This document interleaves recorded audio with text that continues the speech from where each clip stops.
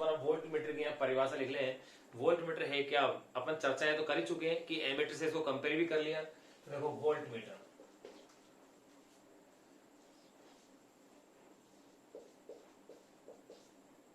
इसकी सहायता से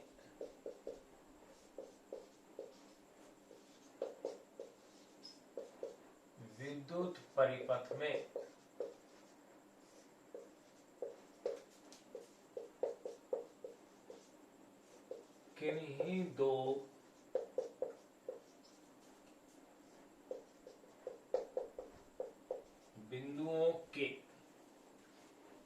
किन्हीं दो बिंदुओं के मध्य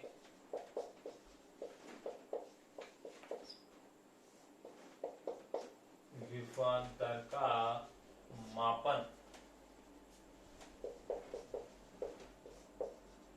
किया जाता है।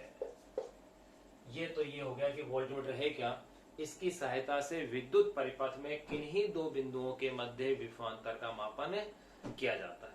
इसे परिपथ में सदैव समांतर क्रम में जोड़ा जाता है। धारा मापी को यानी गैल्वेनोमीटर को वोल्टमीटर में बदलने के लिए गैल्वेनोमीटर के श्रेणी क्रम में उच्च प्रतिरोध को जोड़ा जाता है। तो देखिए ये पॉइंट्स अपन इसमें नोट कर लेते हैं कि इसकी सहायता से विद्युत परिपथ में किन्हीं दो बिंदुओं के मध्य विभवांतर का मापन किया जाता है। इसे विद्युत परिपथ में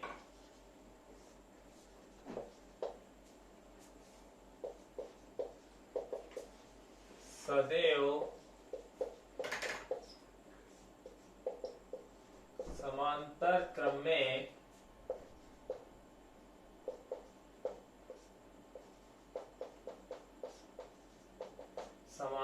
में जोड़ा जाता है। इसे विद्युत परिपथ में सदैव समांतर क्रम में जोड़ा जाता है। एक पॉइंट और देखो, गैल्वेनोमीटर या जिसे अपन कहते हैं धारामापी को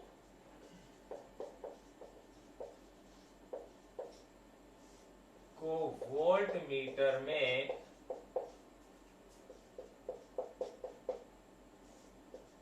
रूपांतरित करने के लिए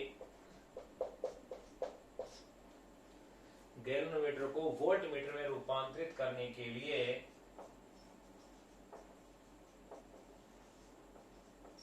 गैल्वेनोमीटर के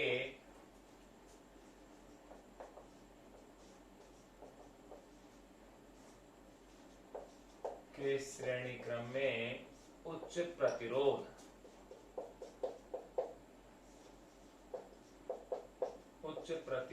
को जोड़ा जाता है। गैल्वेनोमीटर के श्रेणी क्रम में उच्च प्रतिरोध को, जबकि एमीटर बनाने के लिए किसको जोड़ते थे अपन, समांतर क्रम में अल्प प्रतिरोध को, जिसे अपन ने कहा था संट। अब अपन इसके लिए डेरिवेशन कर लेते हैं। छोटी सी डेरिवेशन है लेकिन उस पर आधारित एक क्वेश्चन है, उसको भी अपन सोल्व करेंगे। तो देखिए ये अपन ने जान लिया वोल्टमीटर क्या है, किस क्रम में उसे जोड़ते हैं, कैसे इसे बनाया जाता है।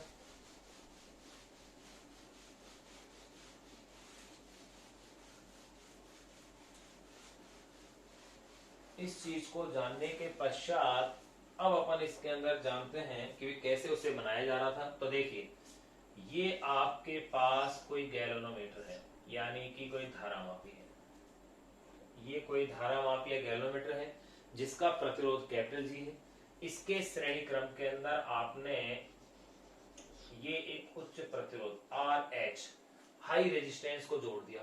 तो अब ये जो रचना बन गई है यही क्या है आपके लिए वोल्टमीटर है।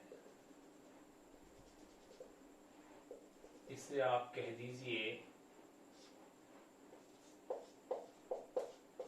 रूपांतरित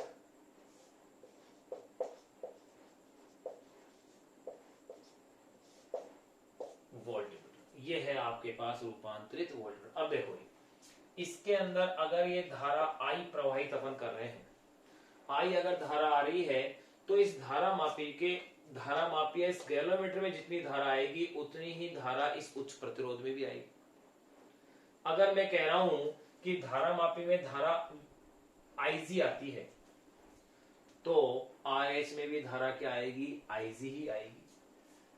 यानी इसके अंदर अगर मैं मानता हूं कि ये धारा इसके अंदर जो आ रही है वो है IG, तो धारा मापी में अगर धारा IG है तो RH में भी धारा क्या होगी, IG, क्योंकि दोनों किस क्रम में जुड़े हुए हैं, श्रेणी क्रम में जुड़े हुए हैं। तो लेकिन अगर इस वोल्टमीटर की परास V हो और पूर्ण स्केल विक्षेप धारा IG हो तो अपन क्या जानते हैं, इसके सिरे पर वोल्टता प्लस इसके सिरे पर वोल्टता किसके इक्वल होगी, V के। तो देखो ये चीज अपन लिख लेते हैं,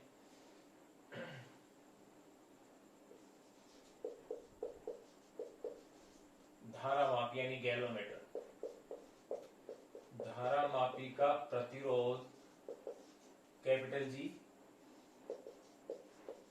वे उच्च प्रतिरोध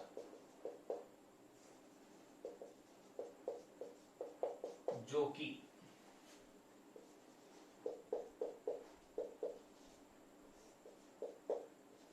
धारा मापी के श्रेणी क्रम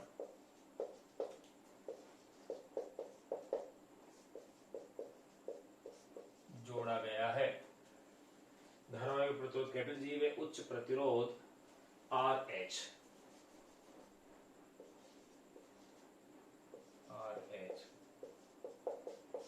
जो कि धारा मापी के श्रेणी क्रम में जोड़ा गया है,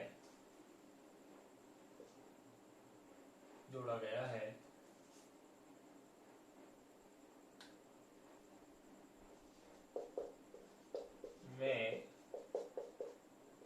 प्रवाहित धारा IG जो कि पूर्ण स्केल विक्षेप धारा है, क्या कह सकते हैं अपन इसे, पूर्ण स्केल पर विक्षेप, जो कि पूर्ण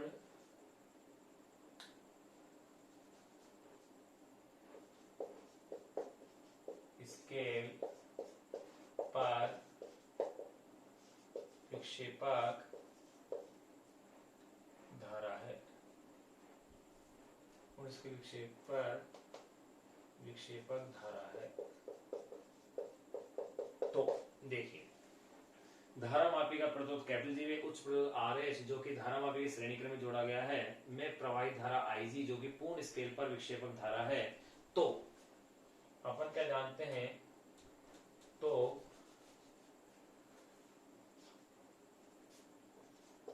रूपांतरित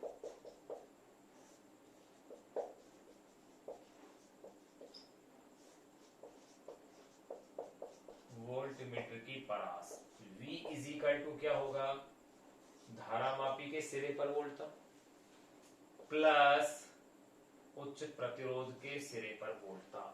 अब इनके आप मान रख दीजिए, कितने इजी डेरिवेशन है। देखो Vg का मतलब है Ig कैपिटल G और Vi का मतलब है Ig RH। ये आप जानते हैं कि जितनी धारा इसमें प्रवाहित होगी उतनी ही धारा इसमें प्रवाहित होगी, यानी प्रत्येक में प्रवाहित धारा का मान समान क्यों है, क्योंकि श्रेणी क्रम में प्रत्येक प्रतिरोधक में प्रवाहित धारा का मान समान होता है। अब ऐसा है तो देखिए, अब आपके पास Ig को आपने कॉमन ले लिया है तो G प्लस RH, ये अपने पास इसकी महत्वपूर्ण समीकरण आ चुकी है। वैसे इसकी मेन समीकरण यही है, लेकिन अपन अपनी बुक के अकॉर्डिंग इसे अगर मॉडिफाइड करें कि RH का मान निकलवाया जाता है कि उच्च प्रतिरोध RH कितना है, यानी हाई रेजिस्टेंस। तो देखिए इसकी वैल्यू अपन कैसे फाइंड आउट करेंगे, यहां इससे आगे मैं इसे कर रहा हूं G प्लस RH, तो V अपॉन में Ig बन गया भाई, G plus RH is equal to V upon में Ig। अब मुझे ज्ञात क्या करना है, RH, तो RH इज इक्वल टू क्या फॉर्मूला बन गया देखिएगा, RH is equal to V upon में Ig माइनस G। ये लीजिए इक्वेशन नंबर 2। ये अपने पास उच्च प्रतिरोध ज्ञात करने का फॉर्मूला आ गया है। यहां अपने पास फिर अपन क्या देखते हैं, अगर रूपांतरित वोल्टमीटर का प्रभावी प्रतिरोध की अपन बात करें तो आप क्या देखेंगे कि जो G और RH हैं दोनों एक दूसरे के किस क्रम में है, श्रेणी क्रम में। तो तुल्य प्रतिरोध क्या होगा, इन दोनों का योग हो जाएगा। तो देखिए अब अपन इनका योग करते हैं।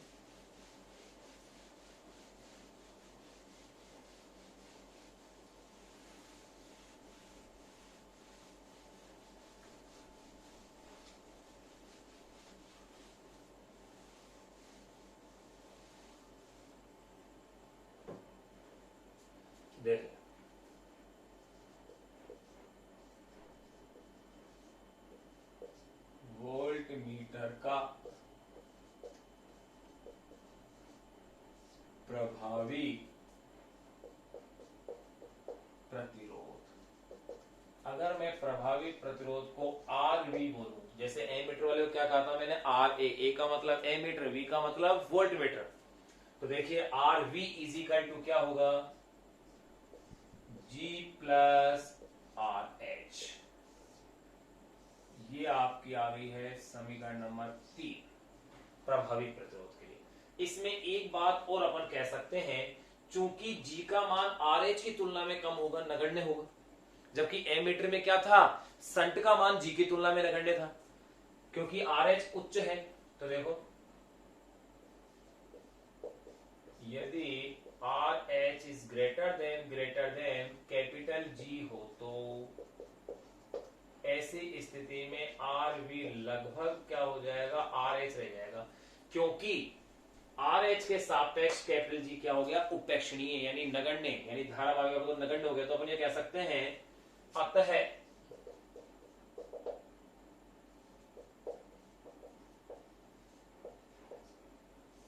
वोल्टमीटर का प्रभावी प्रतिरोध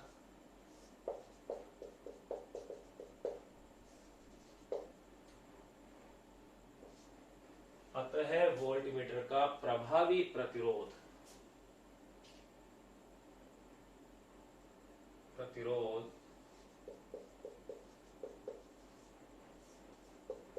धारामापी के श्रेणी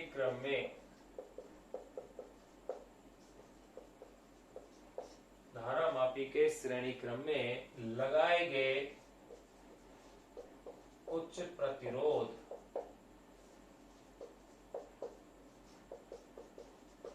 के लगभग तुल्य होता है। ये लीजिए अपने पास ये वैल्यू भी इसकी आ गई।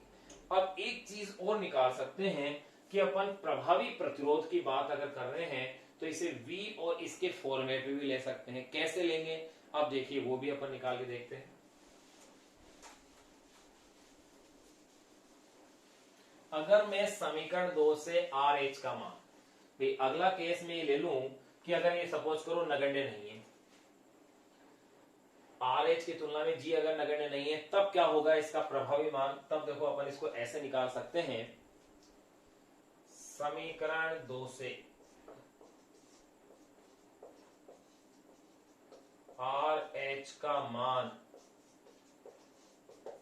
समीकरण 3 में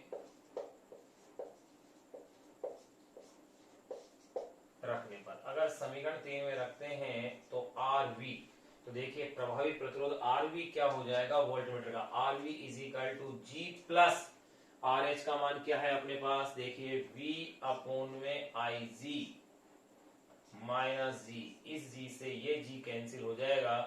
तो अब आपके पास आ गया है RV is equal to V upon में IC। ये अपने पास आ गई इक्वेशन नंबर 4।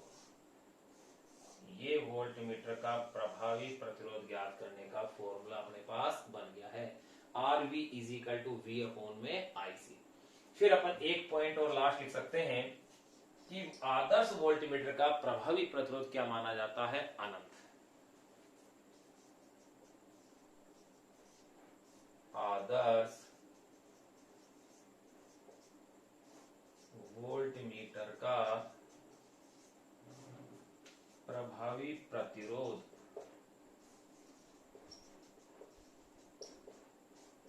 अनंत माना जाता है। ये लीजिए आपका वोल्टमीटर भी यहाँ अपने पास कंप्लीट हो गया है।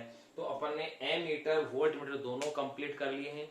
एमीटर वोल्टमीटर में कंपैरिजन अपन ने इससे पहले के लेक्चर में कर ही लिया था कि भी दोनों में से किसका प्रभावी प्रतिरोध अनंत होगा, किसका शून्य होगा, ये चीजें अपन डिस्कस कर चुके थे।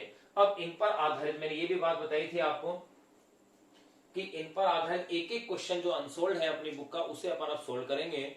लेकिन जो सोल्ड एग्जांपल है उसे आप जरूर सोल्व करें, क्योंकि उस सोल्ड एग्जांपल में दोनों ही क्वेश्चन शामिल हो गए, एमीटर का और वोल्टमीटर का। है इजी क्वेश्चन दोनों ही। अब देखिए उन दोनों जो अनसोल्ड क्वेश्चन है उनको मैं सोल्व कर रहा हूं। क्या क्वेश्चन है उसको देखें।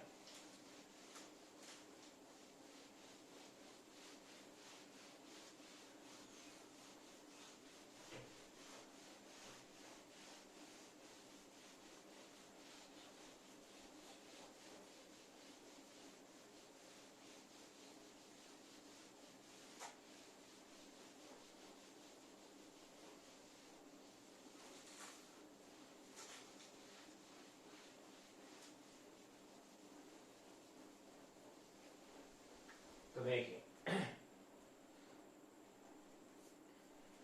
क्वेश्चन क्या दिया हुआ है, पहले अपन उस क्वेश्चन को लिखें। क्वेश्चन आप यूं कह रहे हैं कि 12 ओम प्रतिरोध की कुंडली है, 12 ओम के प्रतिरोध की कुंडली का कोई धारा मापी है, उस पर पूर्ण स्केल विक्षेप के लिए आवश्यक धारा 3 मिली एम्पियर है। ध्यान रहे बुक में करेक्शन है, यहाँ 3 मिली एम्पियर आप कर लेना, आंसर बुक वाला आएगा। बुक में आपके 0.2 मिली एम्पियर कर रखा है, उससे फिर आंसर दूसरा आएगा। ठीक है, तो क्वेश्चन में क्या कह रहे हैं कि 12 ओम प्रतिरोध की कुंडली वाले, क्वेश्चन को लिख लेते हैं, 12 ओम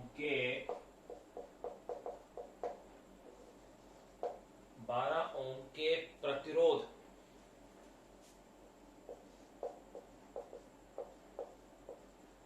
की कुंडली वाले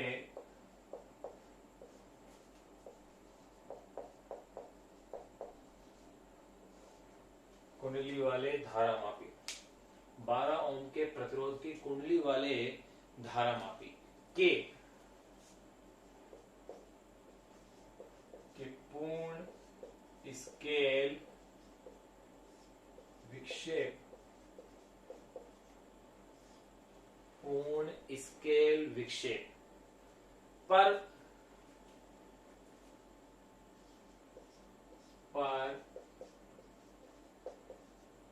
विक्षेप के लिए, पूर्ण स्केल विक्षेप पर विक्षेप के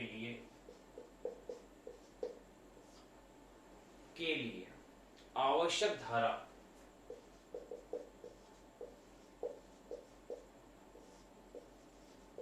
के लिए आवश्यक धारा 3 मिली एम्पियर है। आप इस धारा मापी को 0 से 18 वोल्ट परास के वोल्ट मीटर में कैसे बदलेंगे, ये क्वेश्चन है। आप इस धारा मापी को, यानी जिसकी कुंडली का प्रतिरोध कितना है 12 ओम, आप इस धारा मापी को 0 से 18 वोल्ट परास के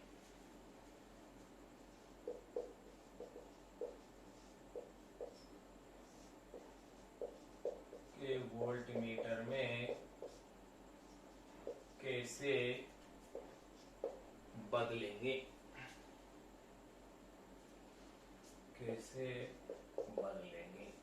ये क्वेश्चन है। तो देखिए सीधी सी बात है, धारा मापी आपको दिया हुआ है, उसको वोल्ट मीटर में बदलना है, जिसकी मैक्सिमम परास कितनी है 18 वोल्ट, मिनिमम 0 है। उसमें अगर आपको इसे चेंज करना है तो निश्चित रूप से आपको इस धारा मापी के श्रेणी क्रम में उच्च प्रतिरोध लगाना होगा। तो अपना उद्देश्य है इसके अंदर सबसे पहले उस उच्च प्रतिरोध का मान ज्ञात करना है, यानी इनडायरेक्टली अपन को क्या पूछा है इसने, उस उच्च प्रतिरोध का मान कितना है जिससे कि ये इतनी परास के वोल्ट मीटर में चेंज हो जाएगा। तो देखिए आप इसके सबसे पहले आंकड़े देखिए, 12 ओम के प्रतिरोध की कुंडली यानी कि कैपिटल जी जो आपको दिया हुआ है वो 12 ओम है। भाई धारा मापी का प्रतिरोध कैपिटल जी क्या है 12 ओम है। पूर्ण स्केल विक्षेप के लिए धारा यानी कि आईजी का मान यह है 3 मिली एम्पियर। तो इसको पहले एम्पियर में चेंज कीजिए, 3 इंटू 10⁻³ एम्पियर हो गया, क्योंकि 1 मिली में 10⁻³ एम्पियर होता है। फिर इसके बाद कितने वोल्ट दिए हैं इसने परास, भाई वोल्ट मीटर की परास दे दी है 18 वोल्ट, V 18 वोल्ट हो गया। आपको फाइंड आउट क्या करना है इसमें RH यानी हाई रेजिस्टेंस, उच्च प्रतिरोध याद करना है। तो देखिए इसका फॉर्मूला आपने पढ़ लिया था, RH = V अपॉन में IG माइनस कैपिटल G, बिल्कुल यही था। अरे बात वही है, G को इधर ले आओ, यानी कि G plus RH = V upon में IG, कैसे कर लो उसको। तो ये आपके पास फॉर्मूला है। तो देखो इससे V की वैल्यू है 18, IG की वैल्यू है 3 इंटू 10⁻⁻3, G की वैल्यू है 12, 3 से 18 6 टाइम कैंसिल हो गया, 10⁻³ को आप ऊपर लाएंगे तो प्लस के हो जाएंगे। तो 10⁻³ का मतलब 1000, 1000 इंटू 6 तो ये हो गए 6000 -12। 6000 में से 12 घटाइए, अगर 6000 में से आप 12 घटाते हैं तो आपके पास जो वैल्यू बचती है वो है 59,088। इतने ओम का अगर अपन उस धारा मापी जो अपन को दिया गया है उसके श्रेणी क्रम में अगर इतना प्रतिरोध जोड़ दें तो 18 वोल्ट के परास के वोल्ट मीटर में चेंज हो जाएगा। तो आंसर पूरा कैसे लिखेंगे अगर बोर्ड के एग्जाम में यही क्वेश्चन आता है तो देखो, अतः दिए गए धारा मापी के श्रेणी क्रम में 5988 ओम का उच्च प्रतिरोध जोड़कर इसे 18 वोल्ट परास के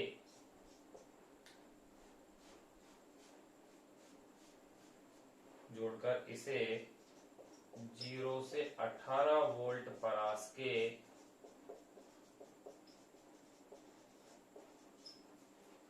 वोल्ट मीटर में बदला जा सकता है।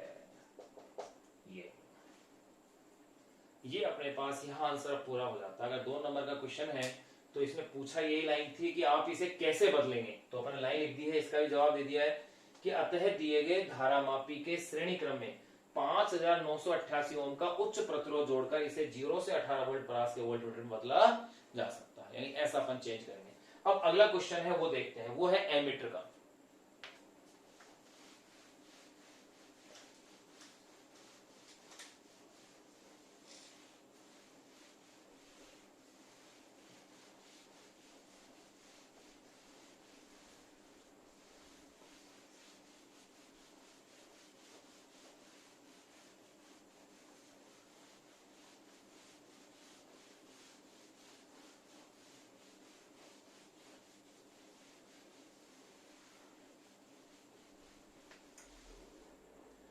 देखिए अगला जो क्वेश्चन है वो क्या है।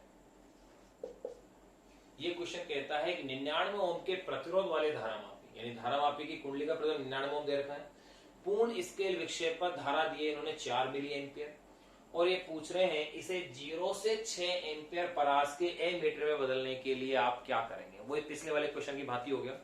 अब इसमें ये ध्यान रखना है कि इसमें मीटर में चेंज करना है, यानी कि निम्न प्रतिरोध आएगा संट। तो पहले क्वेश्चन को नोट करते हैं। एक 99 ओम के प्रतिरोध, एक 99 ओम के प्रतिरोध वाले धारा मापी के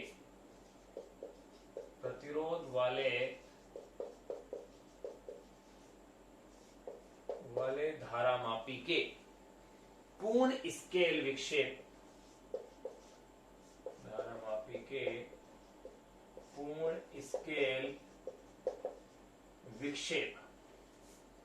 स्केल विक्षेप पर विक्षेप के लिए, पूर्ण स्केल विक्षेप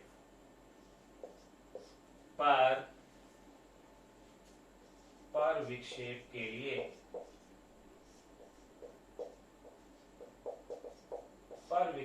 के लिए आवश्यक धारा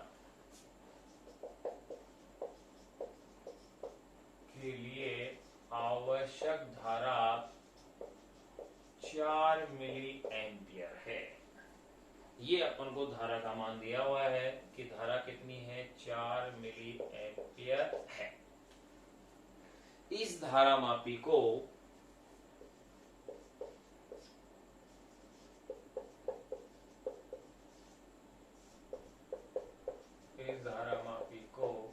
जीरो से 6 एम्पियर, मिनिमम 6 मैक्सिमम 6, 0 से 6 एम्पियर परास के मीटर में परिवर्तित करने के लिए, 0 से 6 एम्पियर परास के मीटर में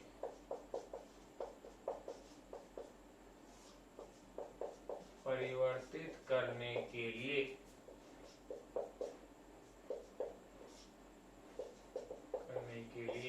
आप क्या करेंगे, ये क्वेश्चन है। तो देखिए इजी क्वेश्चन है, डायरेक्ट फॉर्मूले का है, और आपको पता है कि गैल्वेनोमीटर को एमीटर में बदलने के लिए क्या करते हैं, गैल्वेनोमीटर के समांतर क्रम में एक संट प्रतिरोध जोड़ दिया जाता है, अल्प प्रतिरोध। तो आपको इस क्वेश्चन में क्या करना है, उस संट प्रतिरोध का मान ज्ञात करना है, यानी एस की वैल्यू कैलकुलेट करनी है। तो देखिए उस एस की वैल्यू क्या होगी, उससे पहले देखो क्या क्या आपको दिया हुआ है। जी 99 ओम दिया हुआ है, पूर्ण स्केल विक्षेप धारा आईजी 4 मिली एम्पियर, पहले मिली एम्पियर को एम्पियर में चेंज कीजिए, 4 इंटू 10⁻³ एम्पियर होगी। फिर जो धारा दी है एमीटर की जो परास है वो है मैक्सिमम 6 एम्पियर, इसमें चेंज करना है, मतलब आपको एस ज्ञात करना है संट। ये पूरा क्वेश्चन आ गया, दोबारा पढ़ने की जरूरत नहीं है, यहाँ अपने सारे डाटा अपने लिख दिए। तो अब आप देखिए संट ज्ञात करने का फॉर्मूला आप निकाल चुके थे, थोड़ी देर पहले अपन ने डेरिवेशन की है उसकी। अब उसका क्या फॉर्मूला आया था, याद कीजिए, S is equal to I G upon में I minus I G into capital G, बिल्कुल यही फॉर्मूला था। अब इस फॉर्मूले में आपको करना क्या है, सिर्फ वैल्यूज पुट करनी, इजी क्वेश्चन था, डायरेक्ट फॉर्मूले का। आई जी की वैल्यू है 4 इंटू 10⁻³ ये आपके पास है।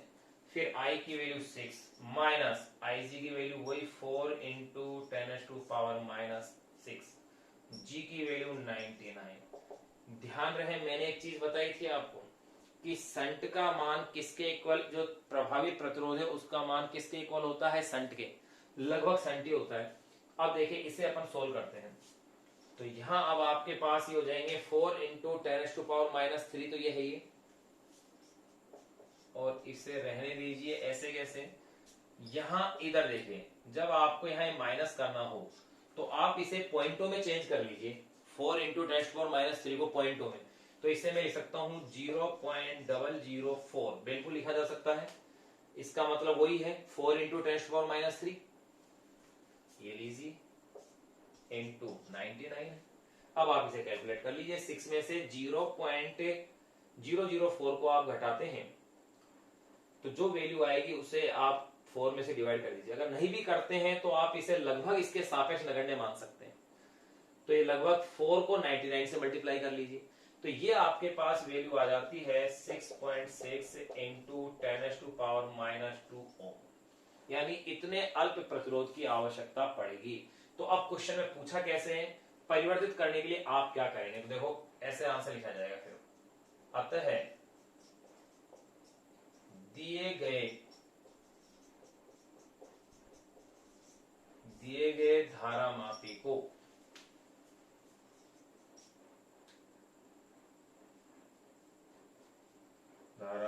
को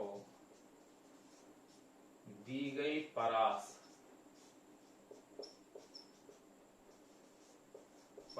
के एमीटर में बदलने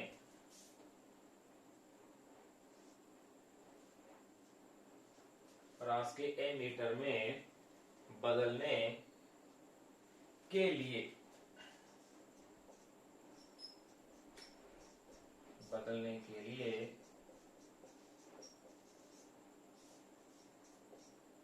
धारामापी के श्रेणी क्रम में 6.66 इंटू 10⁻⁻² ओम का संट प्रतिरोध, सॉरी श्रेणी क्रम समांतर दिए गए धारामापी के समांतर क्रम में, समांतर क्रम में 6.6, ध्यान समांतर क्रम आएगा क्योंकि श्रेणी क्रम के लिए तो क्या करते हैं, उच्च प्रतिरोध जोड़ते हैं, किसमें, वोल्टमीटर बनाने के लिए, और एमीटर बनाने के लिए क्या करते हैं, निम्न प्रतिरोध, जिसे अपन क्या कहते हैं, संट के लिए धारामापी के समांतर क्रम में 6.6 इंटू 10⁻⁻² ओम का संट प्रतिरोध जोड़ेंगे। ये लीजिए, यहाँ आपके क्वेश्चन पूरे हो गए हैं। 2 न्यूमेरिकल थे, दोनों अपन ने सोल्व कर लिए हैं इसके। अब एक चीज देखिएगा, ये जो चैप्टर नंबर अपन 7 पढ़ रहे हैं, बड़ा चैप्टर था और यूनिट नंबर ये 3rd थी, यानी पूरा चैप्टर अपने आप में एक यूनिट थी। इसमें 4 भाग बटे हुए थे। पहला भाग था बायो सावर्ट के नियम से, जो अपन ने कंप्लीट कर लिया है। फिर उसके बाद सेकंड जो पार्ट था इसका जो बटा हुआ था, वो था आवेशित कण की चुंबकीय क्षेत्र में गति, जिसके अपन ने तीनों चारों केस सभी जान लिए थे। उसमें एक साइक्लोट्रॉन भी अपन ने पढ़ा था। फिर तीसरा जो हिस्सा बनता है वो है धारामापी। धारामापी के सिद्धांत, धारामापी के प्रकार, धारामापी से एमीटर बनाना, धारामापी से वोल्टमीटर बनाना। और चौथा और लास्ट पॉइंट जो बचा हुआ है, इनमें से 3 अपने कंप्लीट हो चुके हैं। चौथा और लास्ट पॉइंट है वो है एम्पियर का नियम और एम्पियर के नियम के अनुप्रयोग। ध्यान रहे, एम्पियर के नियम की चुंबकत्व में वही भूमिका होती है जो कि स्थिर वैद्युति में गाउस के नियम की है। जहां अपन सम्यता के लिए गाउस के नियम से विद्युत क्षेत्र तीव्रता ज्ञात कर रहे थे, वहीं यहां एम्पियर के नियम से अपन चुंबकीय क्षेत्र की तीव्रता का परिकलन करेंगे। लेकिन एक चीज का यहां फर्क ध्यान रखना है कि गाउस के नियम में तो बंद गोलाकार पथ को ले रहे थे, जबकि यहां बंद पथ कैसा होगा, वृत्त के रूप में होगा। यानी कि यहां वृत्त होगा, जबकि वहां क्या था, गोला था। ये थोड़ा सा इसमें डिफरेंस आपको ध्यान रखना है। अब अपन एम्पियर के नियम को शुरू करें तो ध्यान रहे, एम्पियर के नियम से पहले कुछ डेफिनेशंस, कुछ शब्दावली छोटी छोटी सी काम आएंगी, उनको अपन लिख लेंगे। उसके बाद फिर अपन एम्पियर का नियम पढ़ के उसके अनुप्रयोग पढ़ेंगे। एम्पियर के नियम के अनुप्रयोग ठीक उसी प्रकार से हैं जैसे गाउस के नियम से किए थे। आपने देखा होगा कि जब अपने गाउस का नियम जो सेकंड चैप्टर अपने पढ़ा था यूनिट फर्स्ट का, उसमें आपने देखा था कि जिस प्रकार से एक डेरिवेशन की थी, उसी प्रकार से शेष डेरिवेशन भी उसी प्रकार से हो रही थी, सेम एक जैसा मेथड था।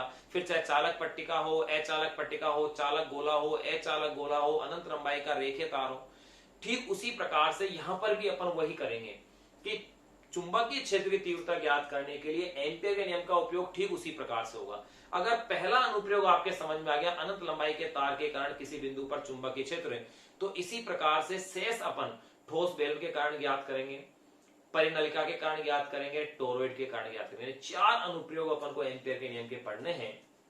उसके पश्चात ये चैप्टर आपका पूर्ण हो जाएगा। बड़ा चैप्टर था, लेकिन कंटिन्यूटी में फटाफट से अपने पास कंप्लीट हो गया है।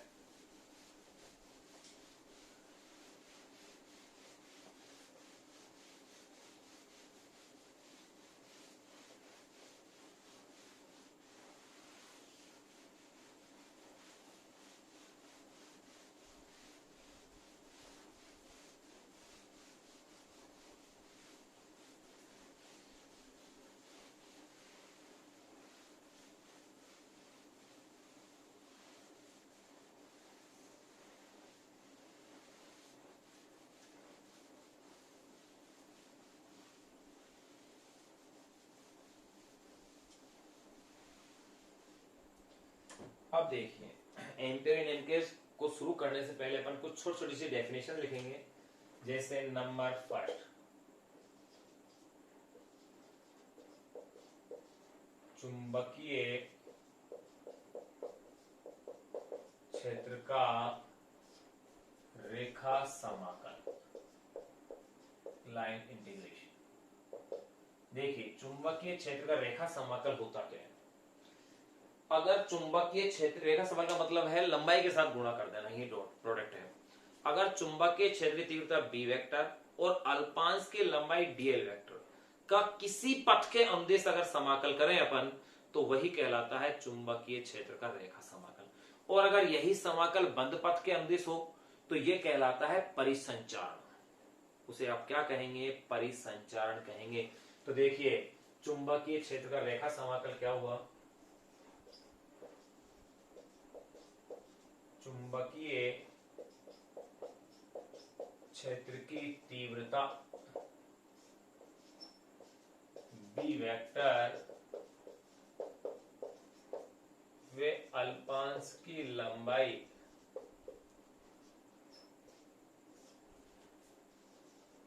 डी एल वेक्टर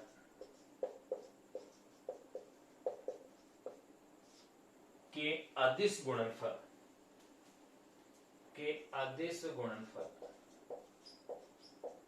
अदिश गुणनफल का किसी पथ के अनुदिश के अदिश गुणनफल का किसी पथ के अनुदिश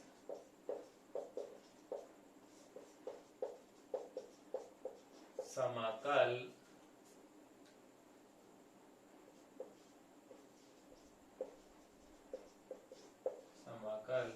चुंबकीय क्षेत्र का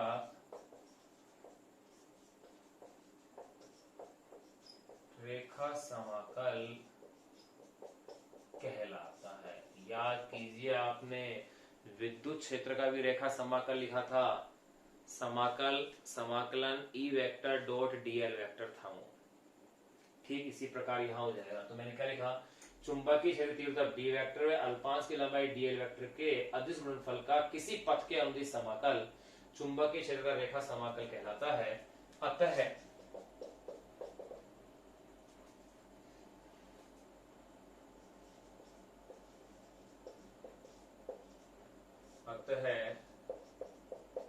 चुंबकीय क्षेत्र का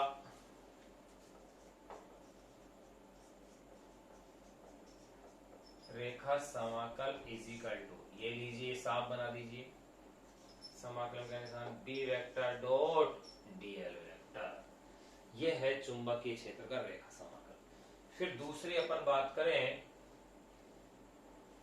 परिसंचरण क्या होता है।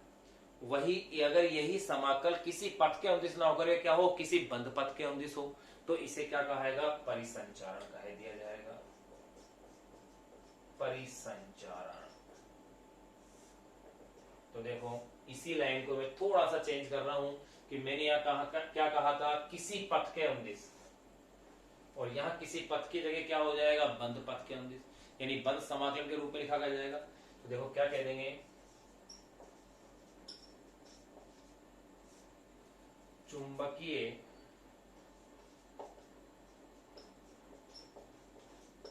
क्षेत्र की तीव्रता बी वेक्टर वे अल्पांश की लंबाई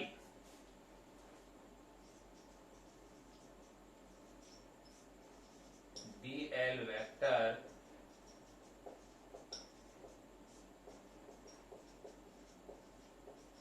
के अदिश गुणनफल का, डीएल वेक्टर के अदिश गुणनफल का किसी बंद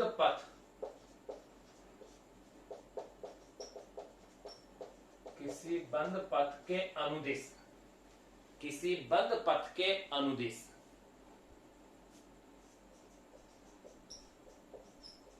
समाकल को चुंबकीय क्षेत्र का परिसंचरण कहते हैं। अतः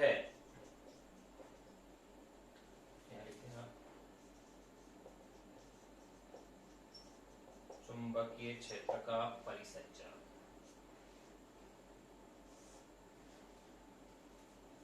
अतः चुंबकीय क्षेत्र का परिसंचरण इजिकल टू, ये लो इस सांप के ऊपर एक गोला और बिठा दो, यानी बंद समाकलन के रूप में लिखा जाएगा ये, और ये हो गया B vector dot DL vector. आप इनके मात्रक भी निकाल सकते हो। कैसे, बी वेक्टर का मात्रक टेस्ला और लंबाई का मीटर, तो टेस्ला इंटू मीटर, या यो भी कह सकते हो। चलो देखो यहाँ लिख ही देते हैं। अगर इसके मात्रक की अगर आप बात करते हो तो देखो, चुंबकीय क्षेत्र तीव्रता का मात्रक होता है टेस्ला, तो टेस्ला इंटू मीटर लिखा जाएगा। नहीं, अपन यो भी कह सकते हैं, चुंबकीय क्षेत्र तीव्रता का मात्रक वेबर प्रति मीटर स्क्वायर भी होता है, तो वेबर प्रति मीटर स्क्वायर इंटू मीटर, तो मात्रक क्या बन जाएगा, वेबर प्रति मीटर। बिल्कुल यही बचेगा, क्योंकि ये तो है वेबर प्रति मीटर स्क्वायर इंटू मीटर, तो एक मीटर से एक मीटर कैंसिल, और इसका भी मात्रक क्या बनेगा, सेम मात्रक रहेगा, वेबर प्रति मीटर, सेम मात्रक आ गया, वेबर प्रति मीटर या टेस्ला इंटू मीटर। यहां अपन ने दो परिभाषाएं जान ली। अब तीसरी, अगर यहां पर B के स्थान पर H हो, ध्यान रखें यहां B तो है चुंबकीय क्षेत्र की तीव्रता, एक शब्द और आता है H वेक्टर, इसे बोलते हैं चुंबकन क्षेत्र, जो कि आप नेक्स्ट चैप्टर में पढ़ोगे इसकी परिभाषा वगैरह क्या है, लेकिन काम में अपन यहां ले रहे हैं इसे। यहां केवल इतना जान लो कि ये H है, H और B के बीच में क्या संबंध है ये भी जान लो। ये होता है B vector is equal to mu naught H vector. यहां पर B वेक्टर तो होता है चुंबकीय क्षेत्र की तीव्रता या चुंबकीय प्रेरण या चुंबकीय फ्लक्स, और H है चुंबकन क्षेत्र। तो यहाँ इनमें ये रिलेशन होता है, इतना ध्यान रखना है। तो मैं ये कह रहा हूं कि अगर B के स्थान पर यहाँ H हो तो इसे कहा जाता है चुंबकत्व वाहक बल। तब इसे क्या कहते हैं अपन, चुंबकत्व वाहक बल कहते हैं। तो देखिए चुंबकत्व वाहक बल है क्या, तीसरी परिभाषा वो भी अपन लिख लेते हैं।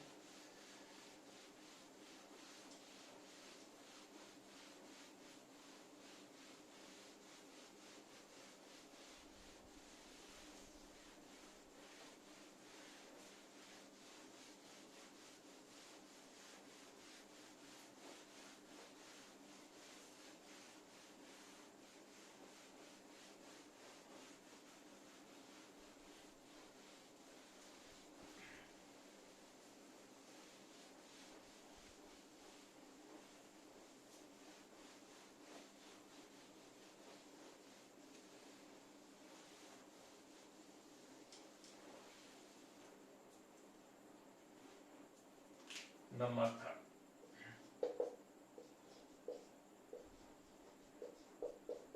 चुंबकत्व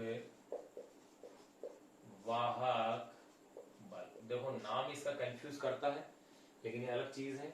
तो चुंबकत्व वाहक बल इज इक्वल टू क्या हो जाएगा, बंद समाकलन H vector dot dl vector, बिल्कुल ऐसा लिखा जाएगा। अपन परिभाषित कर सकते हैं कि चुंबकन क्षेत्र H वेक्टर, चुंबकन क्षेत्र H वेक्टर व अल्पांश की लंबाई dl वेक्टर के अदिश गुणनफल का किसी बंद पथ के अनुदिश समाकल चुंबकत्व वाहक बल कहलाता है। यानी ऐसे आप ध्यान रख सकते हैं। वैसे आप तीनों को याद रख सकते हैं। कैसे, चुंबकीय क्षेत्र का रेखा समाकल कैसे लिखेंगे, समाकलन B vector dot dl vector. परिसंचरण कैसे लिखेंगे, बंद समाकलन B vector dot dl vector.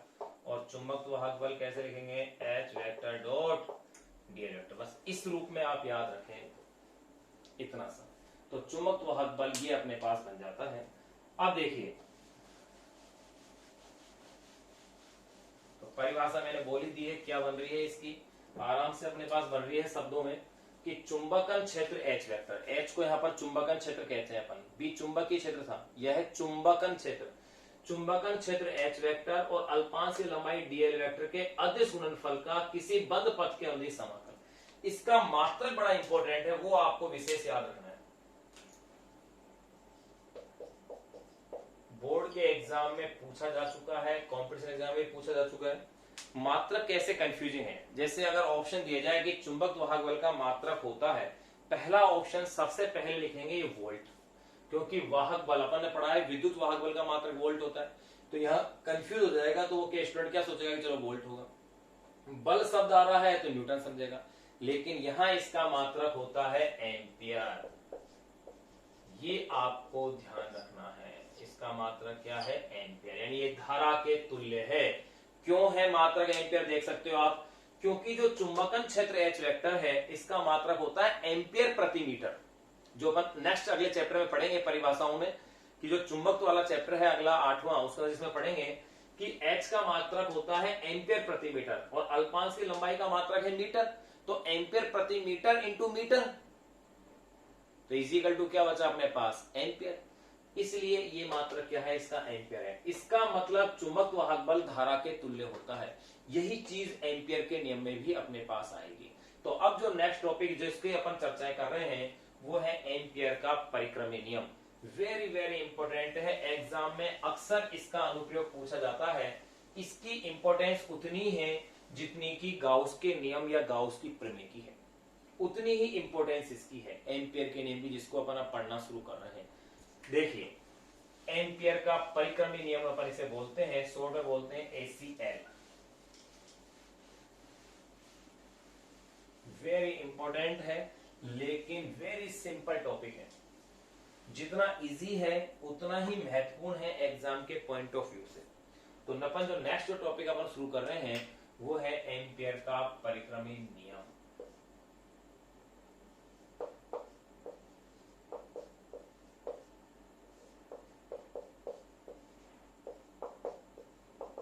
Ampere का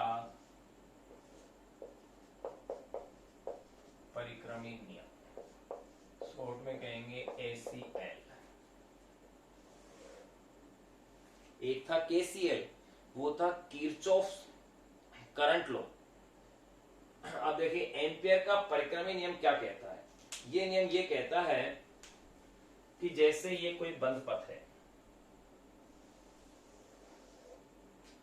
इस बंद पथ से बहुत सारी धाराएं गुजर रही हैं। जैसे एक धारा ये रही,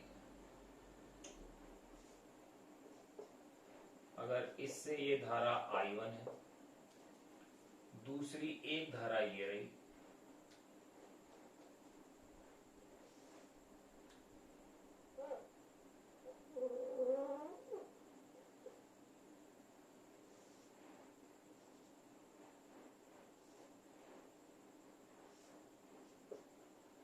ये धारा मैंने मान ली I2 है, तीसरी कोई अन्य धारा ये रही,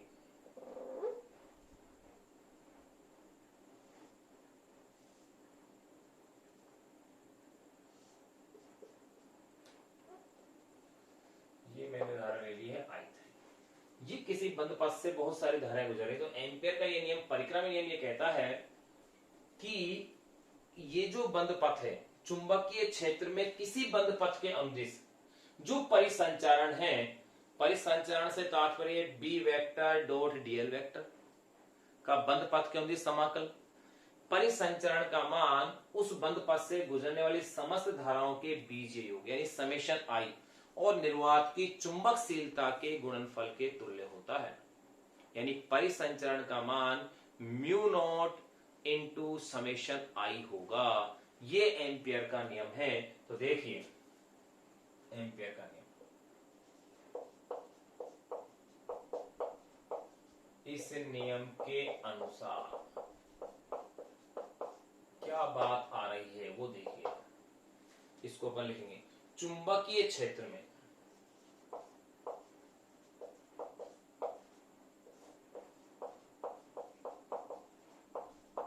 चुंबकीय क्षेत्र में किसी बंद पथ के अनुदिश, किसी बंद पथ के अनुदेश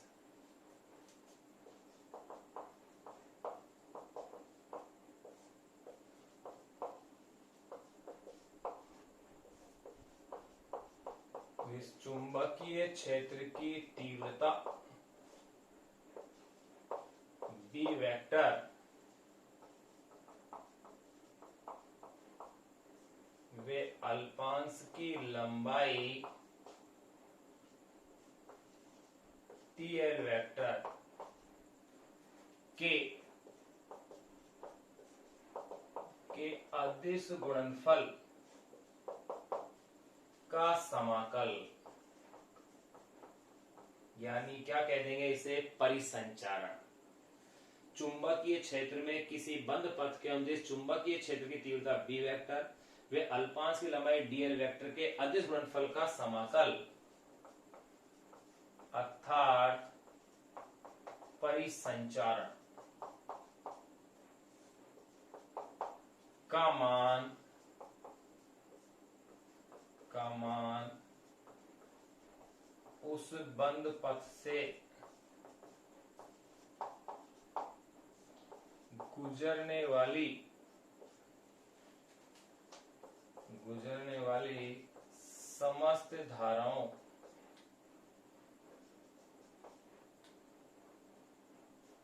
उस बंद पथ से गुजरने वाली समस्त धाराओं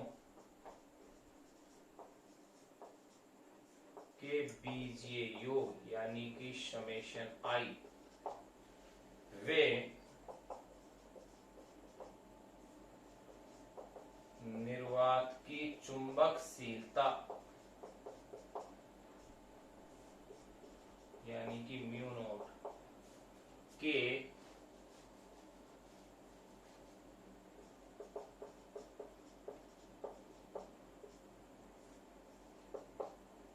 गुणनफल के तुल्य होता है। ये लीजिए, ये अगर ये लैंग्वेज या स्टेटमेंट बड़ा लगता है तो आप इसे यहां से भी काम में ले सकते हैं। चुंबकीय क्षेत्र में किसी बंद पथ के लिए, इसकी जरूरत नहीं पड़ेगी, इतनी सी लाइन में काम चल जाएगा। परिसंचरण का मान उस बंद पथ से गुजरने वाली समस्त धाराओं के बीजीय योग है, सिग्मा आई या समेशन आई, वे निर्वात की चुंबकशीलता म्यू नॉट के गुणनफल के तुल्य होता है। अर्थात इसे आप यूं कह सकते हैं, परिसंचरण का मतलब बंद समाकलन B vector dot DL vector is equal to mu naught summation I. ये एम्पियर का नियम है, जिसको अपन बार बार यूज करेंगे। अब इस नियम को अपन और भी कई रूपों में बदल सकते हैं। दूसरा, अपन इसे चुंबकत्व वाहक बल के रूप में भी कह सकते हैं। कैसे कि बी वेक्टर की वैल्यू मैंने थोड़ी देर पहले बताई थी कि B vector is equal to क्या होता है, म्यू नॉट एच वेक्टर। तो चलो उस रूप में भी चेंज करके लिख लेते हैं इसे, कि किस तरह से बनेगा ये नियम आपको याद रहना चाहिए। उसके पश्चात ही फिर अपन इसके अनुप्रयोगों की चर्चाएं करेंगे।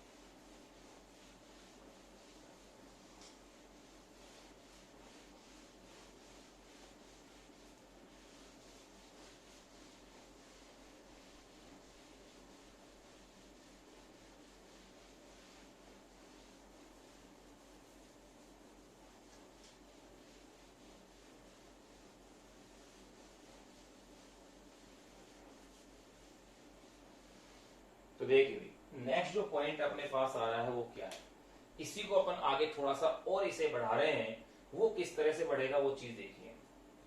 आप क्या जानते हो, चूंकि B vector is equal to होता है म्यू नॉट एच वेक्टर, यानी चुंबकीय क्षेत्र की तीव्रता निर्वात की चुंबकशीलता म्यू नॉट और चुंबकन क्षेत्र एच वेक्टर के गुणनफल के तुल्य होती है। इसलिए आप इसे लिखिएगा, बी वेक्टर की वैल्यू क्या नोट करेंगे आप यहां, mu naught H vector dot DL vector is equal to mu naught summation I. तो देखिए यही समीकरण क्या बन गई है, बंद समाकलन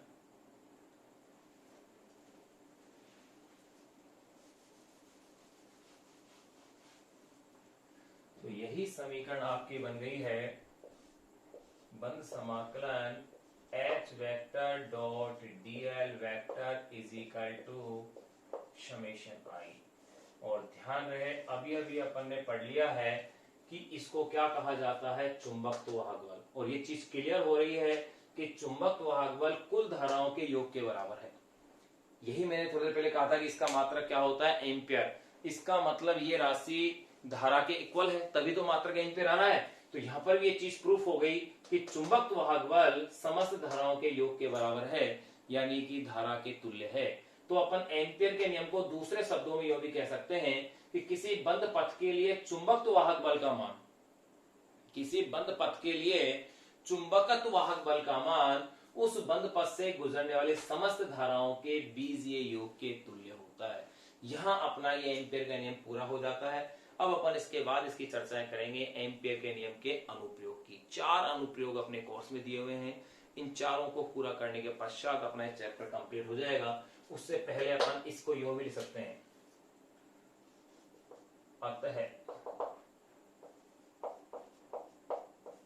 दूसरे शब्दों में, इन अदर वर्ड्स, अतः दूसरे शब्दों में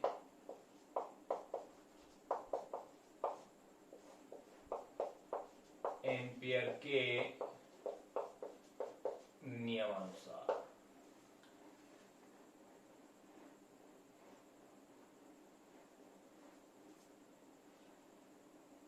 एम्पियर के नियमानुसार देखो क्या बनता है।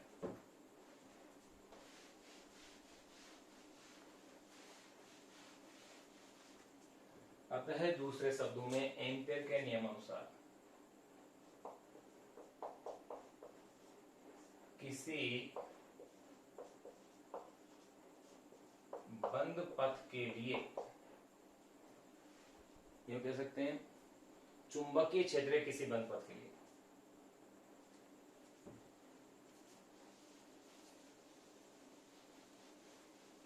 अतः दूसरे शब्दों में एम्पियर के नियमानुसार चुंबकीय क्षेत्र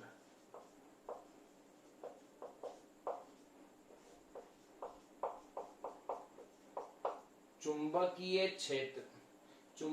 क्षेत्र के किसी बंद पथ के अनुदेश या किसी चुंबकीय क्षेत्र के, दूसरे शब्दों में एम्पियर के अनुसार चुंबकीय क्षेत्र के किसी बंद पथ के लिए,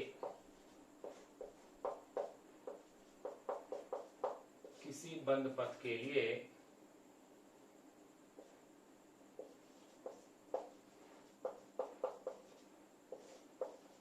चुंबकत्व वाहक बल,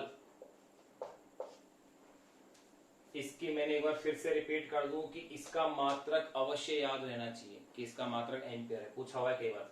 चुंबकीय क्षेत्र के किसी बंद पथ के लिए चुंबकत्व वाहक बल का मान उस बंद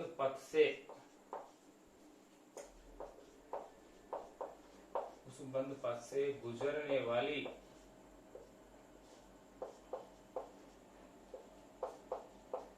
समस्त धाराओं, यहां धाराओं से तात्पर्य विद्युत धाराएं हैं। अतः दूसरे शब्दों में एम्पियर के नियमानुसार चुंबकीय क्षेत्र के किसी बंद पथ के लिए चुंबकत्व वाहक बल का मान उस बंद पथ से गुजरने वाली समस्त धाराओं के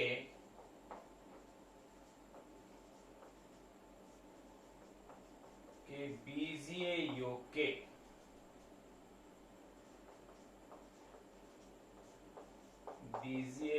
के तुल्य होता है। यहां अब अपना एम्पियर का नियम वेल अपडेट कंप्लीट हो गया है।